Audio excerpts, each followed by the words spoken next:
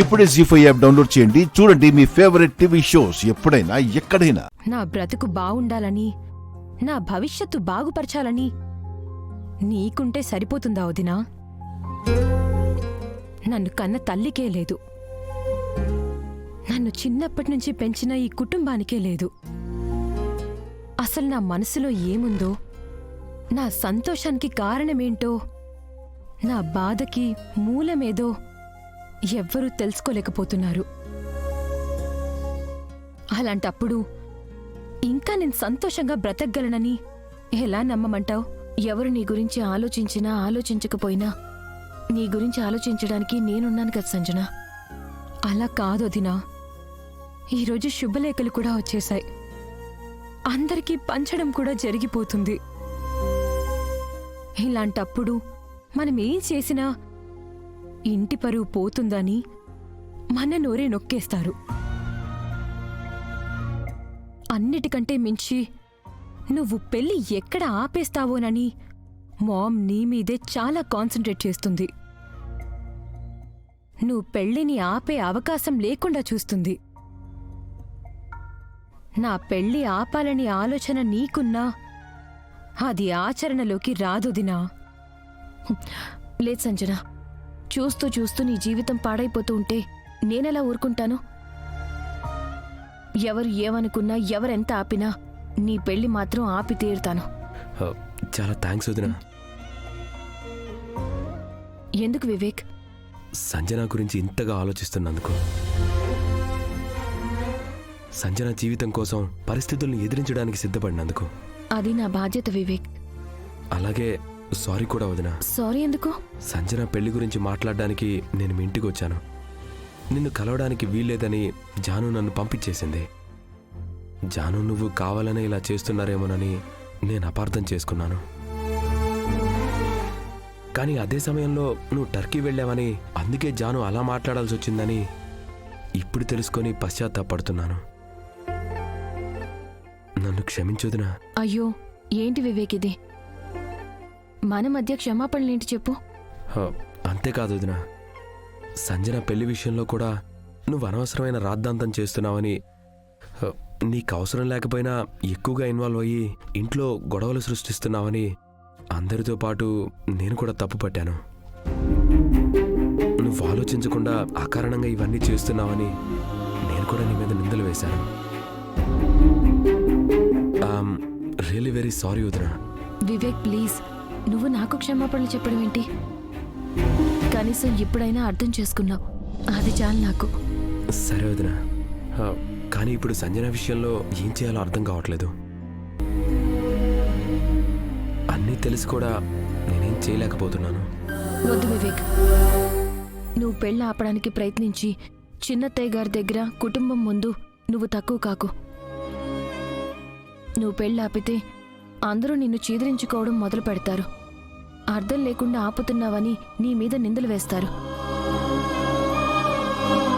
ఈ విషయాన్ని నాకు వదిలే, నేను చూసుకుంటాను. కానీ వదినా, ఇదంతా సాధ్యం అవుతుందంటావా? సాధ్యం అవుతుందో లేదో నాకు తెలియదు వివేక్, కానీ సాధ్యం అయి తీరాలి. లేకపోతే సంజన జీవితం నాశనం అయిపోతుంది. సంతోష్ ఎలాంటి వాడో నాకు తెలుసు. అతని గురించి కుటుంబానికి కూడా తెలిసే విధంగా చెయ్యాలి. వీళ్ల కళ్ళు ఎలా అయినా తెరిపించాలి. అప్పుడే సంజన జీవితానికి ఒక విముక్తి దొరుకుతుంది. అది ఏంటో ఎలానో నేను చూసుకుంటాను, సరేనా?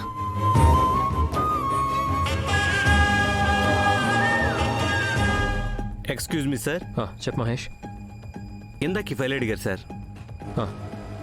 ఓ పంచి, నేను కొంచెం బిజీగా ఉన్నాను. భాగ్యలక్ష్మికి ఇచ్చి రిపోర్ట్ తయారు చేయమని చెప్పు.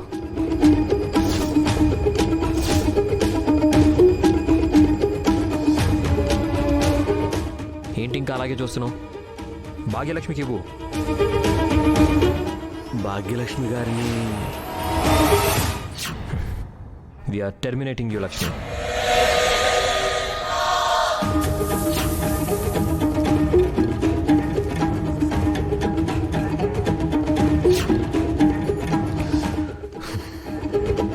సరే, ఆ ఫైల్ ఇటు.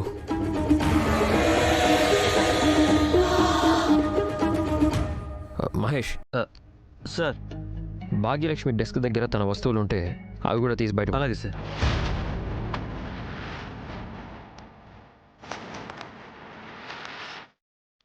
మహేష్ గారు ఏం చేస్తున్నారు? మిత్ర గారు ఇవన్నీ తీసేయమన్నారు మేడం. మిత్ర, ఈ లక్ష్మి ఏంటి మళ్ళీ వచ్చింది? ఆ వస్తువులు తీయాల్సిన అవసరం లేదు, అక్కడే ఉంచండి. లక్ష్మి, నీకు ఒక్కసారి చీ కొడితే సరిపోదా? ఒక్కసారి గెంటేసినా నీకు బుద్ధి రాదా? మళ్ళీ ఎందుకు ఈ ఆఫీస్లో అడుగు పెట్టావు? ఈ ఆఫీస్లో నుంచి నన్ను గెంటేయడానికి గాని, నా ఉద్యోగం నుంచి తీసేయడానికి గాని మీకు అధికారం లేదు అని చెప్పడానికి వచ్చాను. What are you talking? ఈ కంపెనీ బాసెస్గా, ఈ కంపెనీ ఎంప్లాయీ అయిన నిన్ను ఉద్యోగంలో నుండి తీసేయడానికి సర్వ హక్కులు మాకున్నాయి. మాకు ఇష్టం వచ్చినప్పుడు నిన్ను గెంటేసే అధికారం మాకుంది. మర్యాదగా ఇక్కడి నుంచి వెళ్ళిపో. చూడు మనీషా, డిగ్రీల మీద డిగ్రీలు తీసుకుంటే సరిపోదు, కాస్త కామన్ సెన్స్ కూడా ఉండాలి.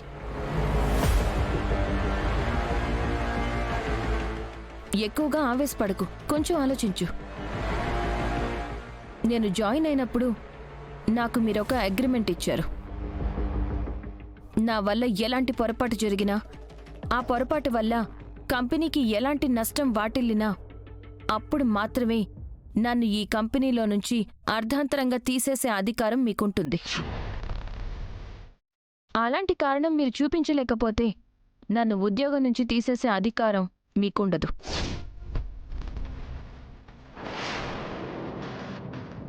రూల్స్ అండ్ రెగ్యులేషన్స్ మాట్లాడుతున్నావు Lakshmi.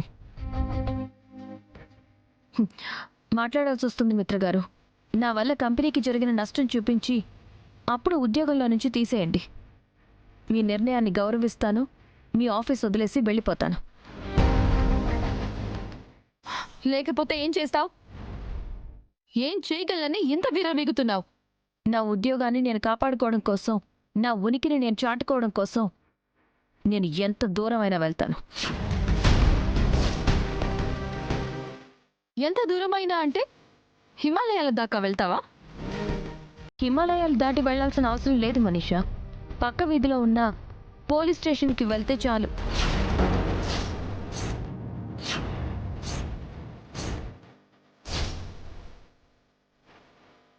What do you mean? నేను కష్టపడి సంపాదించుకున్న నా ఉద్యోగం కాపాడుకోవడం కోసం పోలీస్ కేసు పెట్టే అధికారం కూడా నాకుంది. ఆ విషయం మీకు తెలీదా?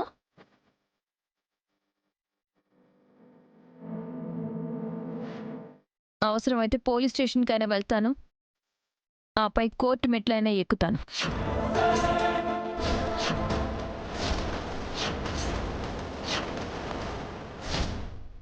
జీ5 యాప్ డౌన్లోడ్ చేసి అన్ని ఎపిసోడ్స్ పూర్తి ఉచితంగా చూడండి.